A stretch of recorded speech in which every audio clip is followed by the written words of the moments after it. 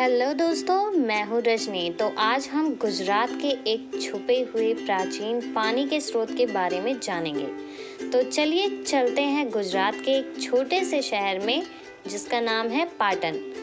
जी हाँ दोस्तों, भारतीय रिजर्व बैंक द्वारा अनावरित 100 रुपये के नए नोट के बारे में तो आप जानते ही होंगे कि उसमें आपको एक मॉन्यूमेंट भी दिखाया गया है और साथ ही में स्वच्छ भारत का लोगो भी। तो जो मॉन्यूमेंट हमें दिखाया जाता है इस नोट में, तो आज हम उसी मॉन्यूमेंट के बारे में इस वीडियो में जानेंगे।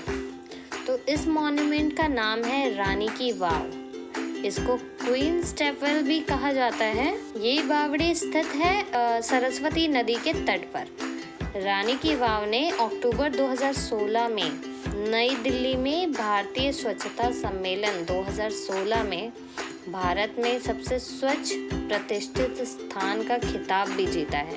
इसी वजह से ये नए 100 रुपये के नोट पर स्वच्छ भारत अभियान लोगों के बगल में अपनी जगह बताता है। बावड़ी एक प्राचीन जटिल स्थापत्य शैली में बनाई गई है जिसे मारू गुर्जर शैली भी कहा जाता है।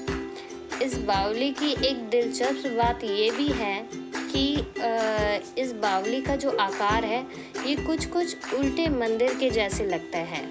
जी हाँ दोस्तों, just like widest on the top and the narrowest at the bottom. इस बावली में सीढ़ियों से जोड़ा गया है। इसमें से 4th लेवल जो सबसे बड़ा है और गहरा है, इसमें एक बड़ा सा वाटर टैंक भी बनाया गया है। इसका लेवल सबसे गहरा होने के कारण जब भी सूखा पड़ता था तो इसमें पानी रह जाता था, लेकिन जब बारिश आती थी तो कुएं के अलावा यहाँ पानी ऊपर के तल तक भर जाता था। हमारे देश में जितने भी मॉन्यूमेंट आज तक सुने गए हैं, सब राजाओं ने अपनी रानियों के लिए बनाए हैं।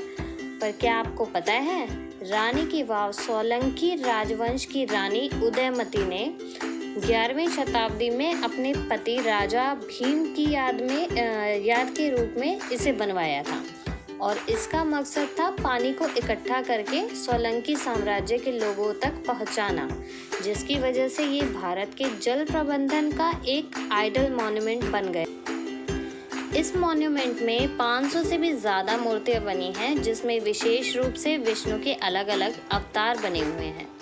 यहाँ पर जितनी भी मूर्तियाँ हैं ये सब पानी से संबंधित हैं, जैसे वरुण देव, इंद्रदेव, विष्णु जी के वह अवतार भी हैं जिनका सीधा संबंध है पानी से। और अगर आप इस बावली की दीवारें देखेंगे तो इस पर आपको 4 चांद लगाते हुए ये पैटर्न दिखेंगे, जिसको पाटन पैटर्न कहा जाता है। इसकी झलक आपको पाटन शहर में बनी पटोला साड़ी के पैटर्न पर भी दिखाई देगी। कहते हैं कि इन पैटर्न की शुरुआत सदियों से हो रही है और इन साड़ियों को तैयार करने वालों के पूर्वज बावली के पास रहा करते थे, जिन्होंने पीढ़ी दर पीढ़ी इस धरोहर को अपनी कला के जरिए जिंदा रखा है। ये बावली इस बात का सबूत है कि हमारे पूर्वज ना सिर्फ वाटर कंजर्वेशन की अहमियत ही समझते थे, बल्कि नए तरीके भी सिखा रहे थे। आज की ये इन्फॉर्मेशन इतनी ही थी। बाकी मिलेंगे नई जानकारी के साथ। धन्यवाद।